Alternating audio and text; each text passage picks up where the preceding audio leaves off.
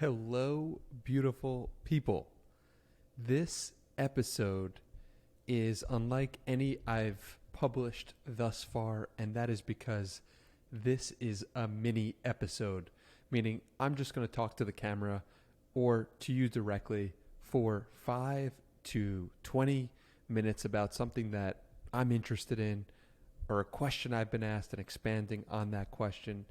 And if you guys like these episodes, I'll record more of them, and you can let me know what you think about the episode at Hey Danny Miranda on Twitter, on Instagram, or just in the YouTube comments if you're watching on YouTube.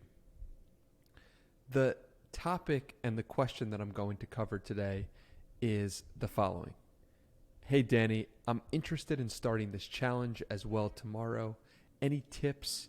What's the best approach in terms of workout as well? And the challenge that this listener is referring to is 75 hard. I announced that I was doing this challenge probably for the first time on Sunday night. I said, hey, I'm going to do this challenge again. And I've spent over 200 days on this challenge or a challenge like it, because in September 2019, this challenge changed my life. So what is the 75 hard challenge? You have to do 5 things every day for 75 days straight. And that is take a progress picture, work out twice a day, once outside, read 10 pages of a nonfiction or self-help book. You have to drink 1 gallon of water, and you have to follow some sort of nutrition plan. That you can't have alcohol in that nutrition plan. You can't have cheat meals. So it is just those 5 things. And so in this episode, I'm going to talk about the things that I would do or keep in mind for each of these 5 things, as well as just in general what I would recommend. The first thing is accountability. In general, with this program, what it taught me was that accountability is the most underrated force in the world. If you've listened to this podcast before, you might have heard me talk about my friend Tej Dosa at Comedic Bisman on Twitter and Instagram. What would happen was we would text each other at the end of every day when we first did this program together. And just this one act of having to text him that I was completing my tasks and that I was done with it made me more likely to do it. And it made me realize that the power of accountability is so, so real. So if you're trying to tackle this challenge as well, definitely lean into the accountability aspect of it, because at first I was just accountable to Tej, but as the program progressed, I noticed I was becoming more and more accountable to myself. So the accountability to Tej served as a way to get myself to the point where I could then look at myself as that accountability. So that was really cool. And so that's the overarching thing that I would recommend. 75 hard or not, use accountability to your advantage and make it daily accountability, checking in with someone. And that's really important. And it's why personal trainers work, because if you check in with them every day or every week, you are forced to report your progress. So accountability is huge. The second thing I'll say is that the progress photo is the hardest part.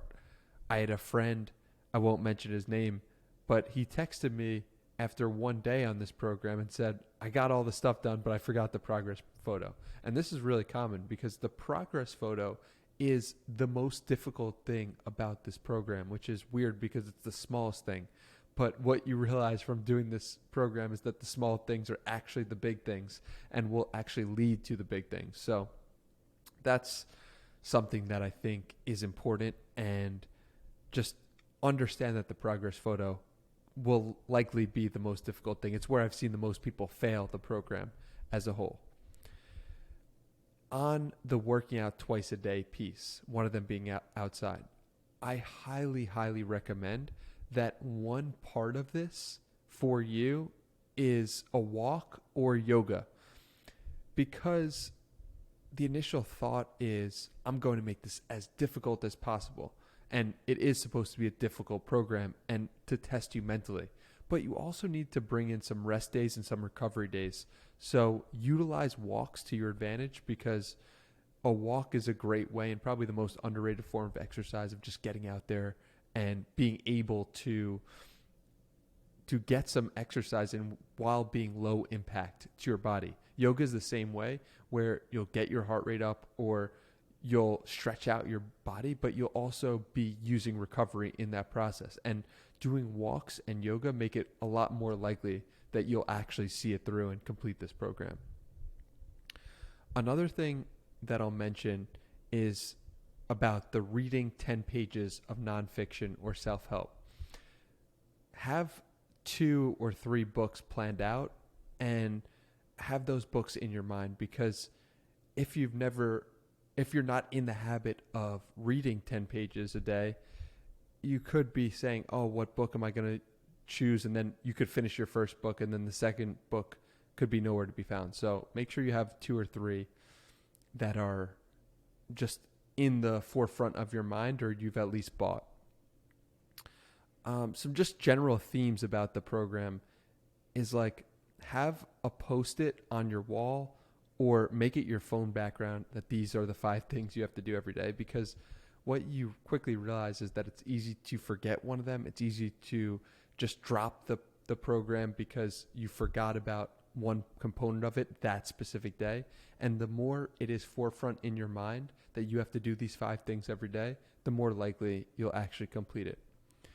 Another just general overall theme is like, if you can make it to day 30, you will most likely finish this program. But where I've seen people fail on the whole is that they haven't made it to day 30 yet. And it's something about that 30-day mark that gets people over the hump and able to actually complete it. Obviously, if you get to day 31, that doesn't mean you'll go all 75, but it just seems way more likely from my perspective. So the 4th thing you have to do is drink 1 gallon of water. And the biggest thing that I can recommend is to first, as soon as you wake up, to drink 25 ounces. And this will get 1/5 basically of your water consumption out of the day done really quickly, while also making you thirstier, because once you start drinking water, you want to drink more, and it'll get you in that habit. Because some things that have happened to me is like, you get to 11 p.m. at night and you've only drinking 50 ounces of water in the entire day. Now you got to chug 75 or 80 ounces of water, and then you have to wake up in the middle of the night because you have to pee, and then your next day is screwed up because you didn't get as good of sleep the night before. So spacing out the water is actually a really critical part as well. For the diet, I follow a simple diet of clean, whole foods, meaning I eat basically the same thing, which is steak, sweet potatoes, ground turkey, white rice, chicken, and that's pretty much it, with some veggies and some fruits. And it's like, by sticking to those basic foods, I know that, okay, these are real foods that my ancestors, my great-great-great-grandparents, and those were the foods that they would have eaten, because those are real foods. They're not off the shelf. So that's kind of a way that I think about the diet aspect of it. And lastly, I'll just say that if you can do it for 1 day, you can do it for 75. And I know that sounds trite, but it's the truth. It's like, anybody could do this program for 1 day. And if you can do it for 1 day, you could also just have that mentality of it's 1 day at a time, over and over and over again. Have zero expectations. I think you're going to change if you do this the right way and actually give it your all. You'll see the results that you put into this program. And lastly, I'll leave you with the link to the podcast that Andy Frisella first did. This program is not meant to be easy, but if you really understand the mindset that he puts forth in that episode, that podcast episode, of like, this is going to be a difficult journey, if you take it, you're going to be better off for taking it, and just take the harder route. If you take the harder route, your life overall will be easier. And it's that message and that mentality of like, this is going to be difficult. This might be the most difficult thing you've ever done in your life. It was for me when I first did it. And because of that, I hardened my mind, and I was able to tackle more difficult things in the future. For example, I later did a 60-day meditation challenge, which maybe I'll do another mini episode on that if you guys are interested. And from doing that challenge, I remember saying to myself in day 40, like, wow, I would not have actually completed this had I not first done 75 hard. Because completing 75 hard changed me as a person. It made me a way more longer term thinker. It made me able to do what I said I was going to do. This podcast wouldn't exist today if it wasn't for completing 75 hard. And so I owe a lot to this program. And I appreciate you listening up until this point. If you do decide to do the program, let me know on Twitter. Let me know in the comments below on YouTube. And that's all for this mini episode. I hope you guys enjoyed it, and I'm looking forward to doing future ones if you guys do. I'll see you in the next one. Peace.